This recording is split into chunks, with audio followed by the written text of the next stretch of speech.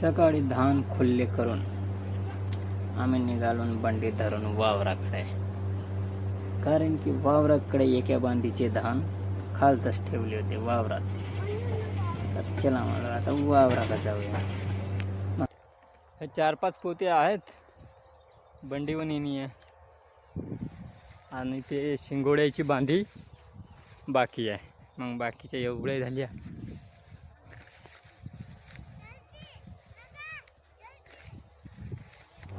आणि मग हा अंशा म्हणतो माझा पण व्हिडिओ बनव. मग काय चल म्हणलो बनवतो तुझा व्हिडिओ. मोबाईल ठेवलाय म्हणलो भरू लाग म्हणलो तर बापरे धरला ना आपला पट्टा वाटा आणि भेडला भरू लागायला. थोडा थोडा नाही वाटा भरून टाकत होता. जीवाच्या मनानं भरपूर भरत होता. 4-5 वर्षाचा आहे तसा तो. आणि मग भरून झाल्यावर हे इकडं बैल पर आले होते तर यायला बैल आणायला गेलो.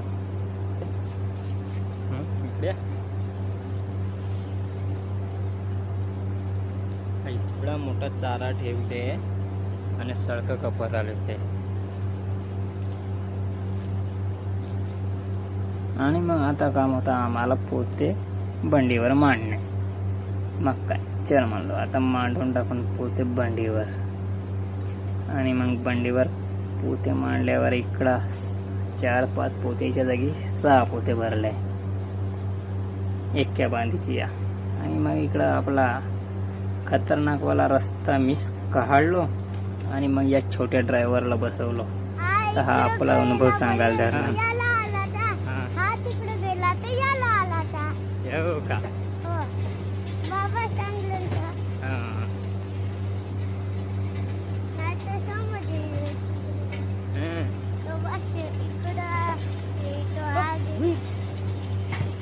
आता एवढा अनुभव आहेच म्हणलो तर चल म्हणलो आता धर घरावरी. तर याने घरापर्यंतच बंडी आणली.